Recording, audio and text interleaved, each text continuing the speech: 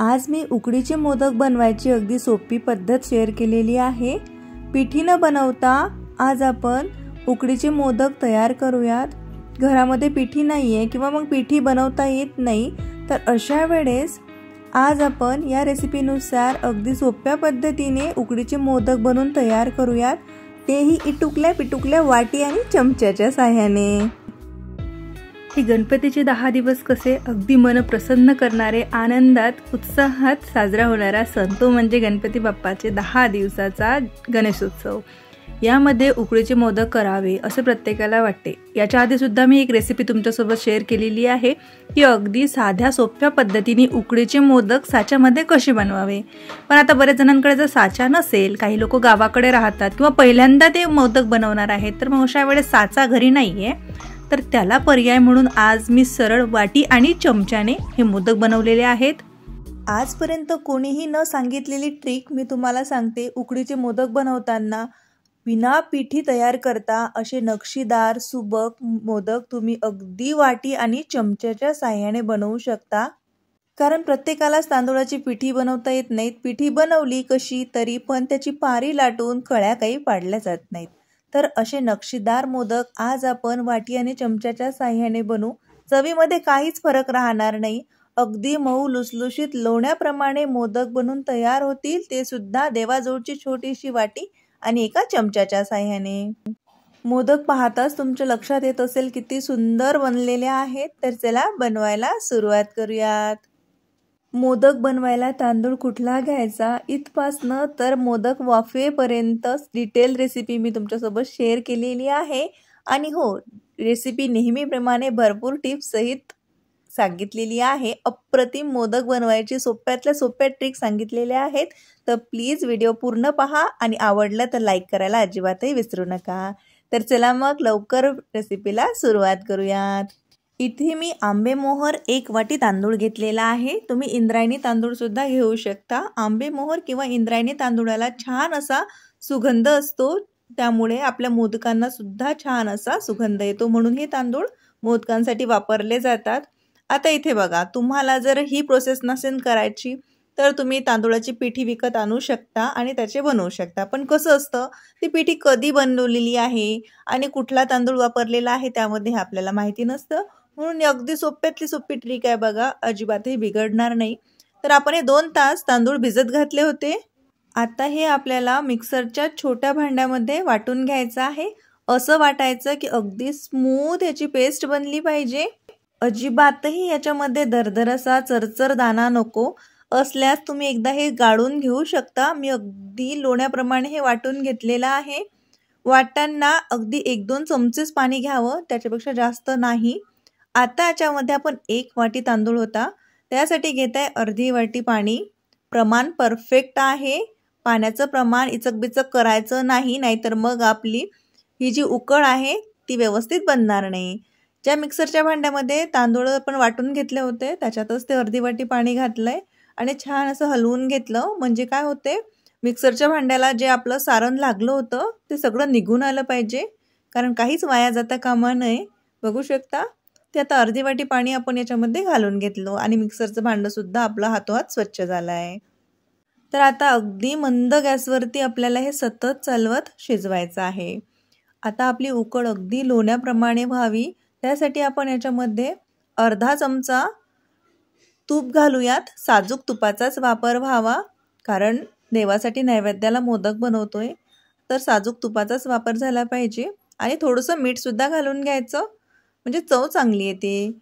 पारीला छान अशी चव लागते बघा मिठाणी आणि तुपानी, त्याला अशी एक शाईन येते, सोबतच ती अगदी मऊ आणि सॉफ्ट बनते। तर आता आपण हे सतत चालवूयात। बघू शकता अगदी लगेच हे घट्ट व्हायला लागतं। आता तुमच्याकडे जर हा तांदूळ नाही आहे, आंबेमोहरी नाही आहे, इंद्रायणी तांदूळ सुद्धा तुम्हाला मिळाला नाही, बासमती तुकडा सुद्धा तुम्हाला मिळाला नाही, तर मग काय करायचं, तर त्याची रेसिपी सुद्धा आपल्या चॅनलवरती आहे।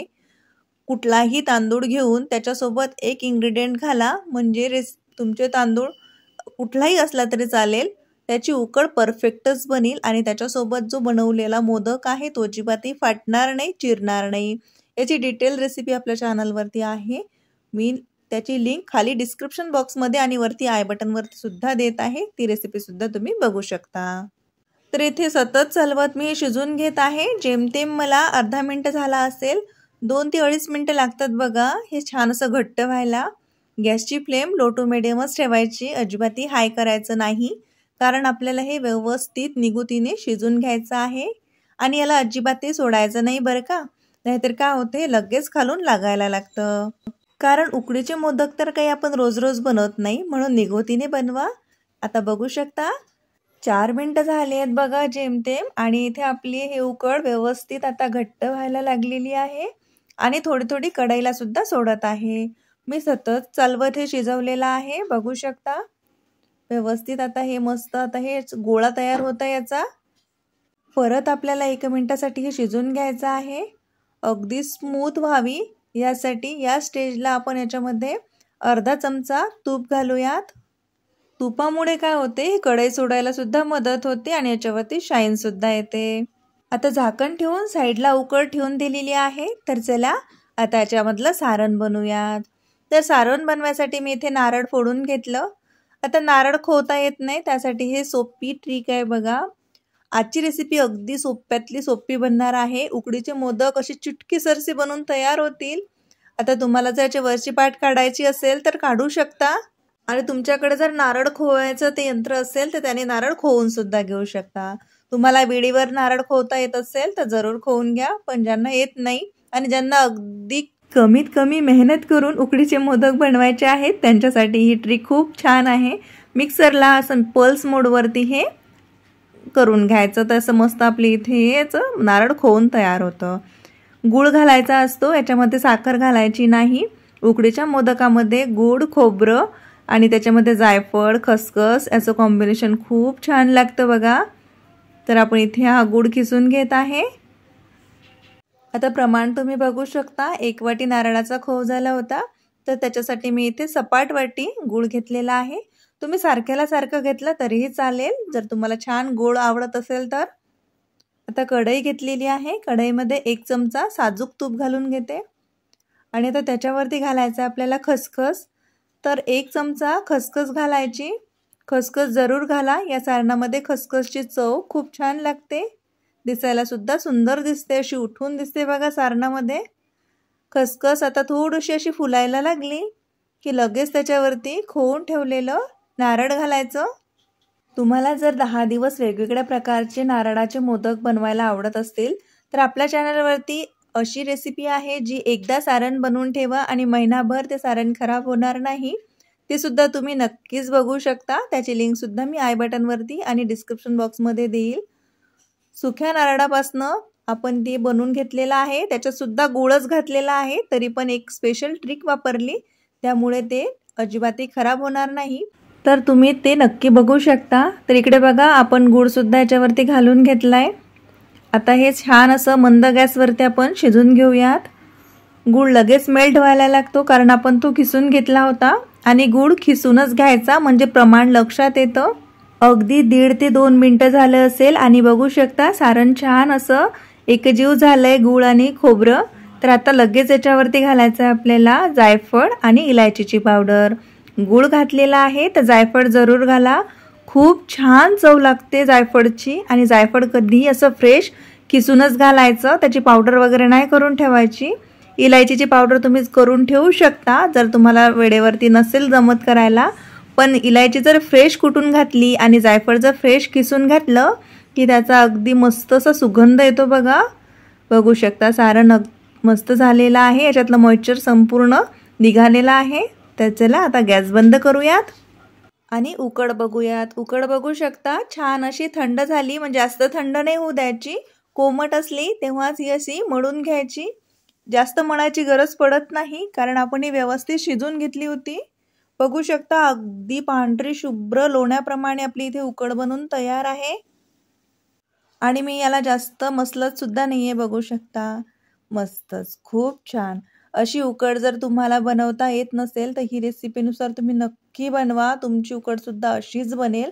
आणि जेव्हा उकड परफेक्ट बनते ना तेव्हा मोदक सुद्धा खूप छान बनतो। 24 तासानंतर सुद्धा हा मोदक असाच मऊ सॉफ्ट राहील, अजिबातही चिरा जाणार नाही, वाकस होणार नाही।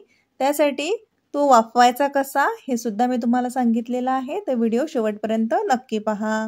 उकडला मी 1 ते 2 मिनिटं छान असं मसलून घेतलं। थोडंसं जर हाताला चिटकत असेल तर तुपाचा हात लावावा, म्हणजे चिटकणार नाही। आणि आता याचे असे गोळे तयार करून घेऊयात। आता तुम्हाला मोदक कितपत मोठा किंवा लहान आणि तुम्ही घेणारी वाटी अशी लहान आहे का मोठी आहे त्यानुसार हे गोळे तयार करायचे। मी अगदी छोटीशी वाटी घेतली, तुम्ही बघितलंय, मी दाखवली सुरुवातीला तुम्हाला। देवाजवळती जो आपण प्रसाद ठेवतो तीच वाटी घेतली, म्हणजे कसं छान असे छोटे छोटे मोदक बनून तयार होतात बघा। एवढ्या प्रमाणामध्ये माझे 21 गोळे इथे तयार झालेत, म्हणजेच आपले 21 मोदक बनून तयार होतील बघा। आता एक गोळा काढून घ्यायचा आणि बाकीचे झाकून ठेवायचे। आता घ्यायची आपली वाटी, त्या वाटीला थोडंसं तूप लावून घेते बघा, म्हणजे कसं हे अलगद निघेल। आणि इथे बघू शकता, तुम्हाला जर हाताने अजिबात काहीच करता येत नाही, छोटंसं पारीसुद्धा करता येत नाही, ते सुद्धा आज मस्त असा सुबक टुमदार मोदक बनून तयार करतील। काय करायचं, वाटीमध्ये असा गोळा ठेवायचा आणि थोडासा प्रेस करायचा। तूप लावलेलं आहे त्यामुळे लगेच निघून येतं। म्हणजे छोटीशी वाटी बनली आहे बघू शकता। तर छान असं आपण जे गुळाचं आणि खोबऱ्याचं सारण बनवलं ते घालायचं आणि जसं मी व्हिडिओमध्ये दाखवते त्याप्रमाणे हे असं बंद करत घ्यायचं। बघू शकता, आहे ना अगदी सोपं। आणि याला असं छान असं वरतून टोक करायचं, म्हणजे असं मोदकाचा आकार येतो बघा, परफेक्ट। आता इथे बघा, तुम्ही हा असाच ठेवू शकता, पण याला थोडंसं जर नक्षी काम केलं की दिसायला कसा सुबक दिसतो। म्हणून काय करायचं, चमच्याच्या अशा टोकानी याला असं रेषा पाडून घ्यायच्या, म्हणजे अशी याच्यावरती डिझाईन काढायची। थोडंसं हलक्या हलक्या हाताने प्रेस करायचं, म्हणजे छान अशी डिझाईन निघते बघा। आणि जवळ जवळ करायचं बरं का, म्हणजे कसं छान दिसतात त्या। आहे ना सोपं, नाही साचेची गरज, ना पारी लाटून त्याच्या कड्या पाडायची गरज। मस्त छोटूशा कड्या बनल्यात बघा आपल्या इथे, खूप छान। तर आता चला दुसरा मोदक बनवून घेऊयात। याप्रमाणे मी इथे सर्वच मोदक बनवून तयार करते। एक दाखवते मी तुम्हाला भरून, बघू शकता। वाटीला थोडंसं सुरुवातीला तूप लावलं की दुसऱ्यांदा लावायची गरज सुद्धा पडत नाही। सारण भरायचं, मोदकामध्ये सारण छान असं भरभरून भरायचं। टुमदार मोदक छान लागतो आणि गुबगुबीत खायला पण मस्त लागतो। असं त्याला मोदकाचा आकार द्यायचा। आणि ते बघा, आता जर तुम्हाला चमच्याने सुद्धा येत नाही तर काय करायचं, हे टूथपिन असते की नाही, त्याने सुद्धा ह्याच्यावरती तुम्ही अशा मस्त याच्या रेषा पाडू शकता। म्हणजे काय करायचं, छोटंसं असं थोडं हलक्या हलक्या हाताने प्रेस करायचं, मस्तच। बघितलं, अगदी सोपं। हे थोडं हळूहळू करायचं, याला वेळ लागतो, काम निगुतीने केलं की कसं परफेक्ट बनतं। तर चला आता वाफवायचं कसं ते बघूयात, कारण उकडीचे मोदक बनवताना वाफवणे हा शेवटची स्टेप आहे, पण खूप अत्यंत महत्त्वाची आहे। तर त्यासाठी स्टीमर घेतलंय, त्याच्यामध्ये एक जाळी ठेवली, त्याला तुपाचा हात लावून घेतला। पाणी असं खोलतं असलं पाहिजे बघा, तेव्हाच त्याच्यामध्ये मोदक ठेवायचे। पाणी थंड असताना कधीच हे ठेवायचे नाही, छान असं उकळत्या पाण्यामध्ये ठेवायचे आणि फक्त 10 मिनिटच हे स्टीम करायचे, त्यापेक्षा जास्त नाही। 10 मिनिटात आपले परफेक्ट असे उकडीचे मोदक बनून तयार झालेत।